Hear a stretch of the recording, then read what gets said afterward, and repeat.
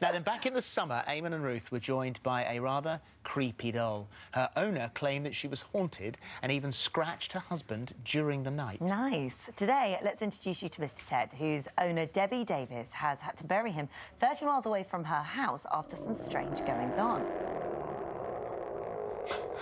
Well, according to Debbie, this teddy has been known to growl through the night, cause headaches and inflict nausea. Well, we wanted to investigate further, but our scheduled shoot was almost cancelled after our features producer, Harry, was taken to A&E after spending Friday evening with Mr. Ted. Could he be to blame? Here's what happened when we sent a group of This Morning viewers to spend the night with the terrifying Ted.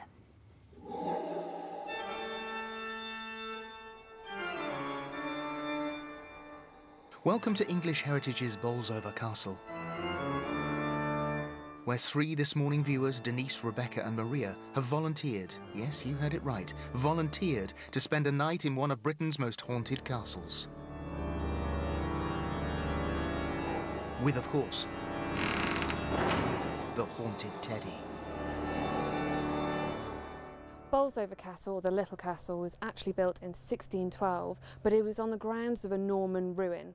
To begin with, a tour of the most haunted parts of the castle to really get our volunteers into the spirit of the occasion. Legend has it that many ghosts walk amongst us in Bolsover Castle. I've never had any encounters with ghosts before myself, but my dad has, my partner's family have, so I'm definitely open and I definitely feel that there is something out there. One is of a little boy in the fountain garden, and he's said to hold the hands of other children as he walks through, but he can never seem to leave the garden. I am feeling nervous and excited. I honestly don't know what to expect. Actually, I did not want to stay here. These two have made me come here. They forced me. I'm absolutely terrified and dreading it. Another is Mrs. Robbins, thought to be the 19th century housekeeper here. We've had situations like dusters moved and hoovers with their cords wound back up again. She even has pushed some visitors out of the room. But hopefully that won't be happening when visitors come and see our Fright Fest over Halloween.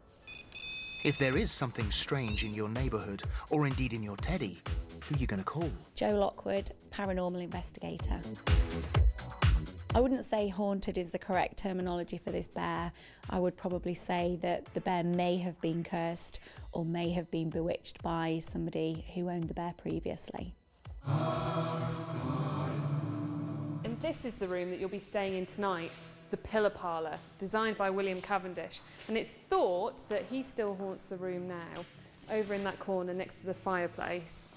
But what we're going to do tonight is we're going to leave you with the bear. I've just got a creepy feeling about this room, I don't know. I don't like how that bear is facing us. I feel even worse being in here. I feel horrible. I just want to get out. We will bid you good night and sweet dreams. And don't forget, just keep one eye open. Tonight we're going to be using night vision CCTV to actually watch the girls whilst they sleep. I didn't expect it to be as dark as this. But also we're going to be using the REM pod and the K2 meter, which are electromagnetic field detectors. Oh my God. If there is any spirit activity, this will actually cause the electromagnetic field to be broken and all the lights will come on. Within half an hour of our volunteers being in bed, Joe spots something. Oh my God. A light anomaly literally came out from behind the fireplace, above Denise's head. A light anomaly is a ball of energy that is usually the first signs of a spirit manifestation. The excitement builds as several more follow. Yeah, there.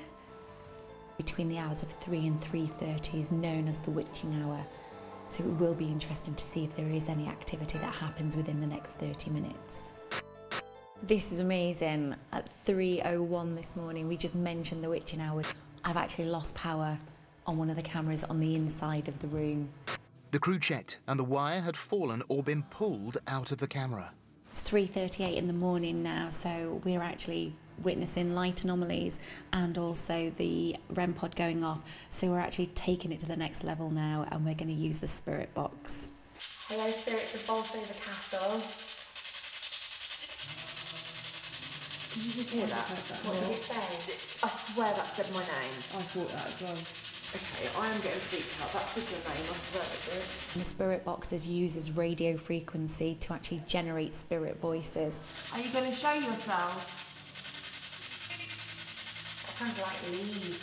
I think that might have been at the bear, because when we were asking the questions about the bear, that's when leave came through. Can you use the bear? No. Say what? Said no. It said come closer to the bear and it said no. Oh my God. Wakey, wakey. The girls did fantastic. How did you find it? Having had my first paranormal experience, I definitely think I would do it again. The light anomalies that we had, the REM pod going off was just what we want. Yeah, I definitely would. And for these girls to experience that on their first investigation, it's fantastic. But is Rebecca a convert? No chance.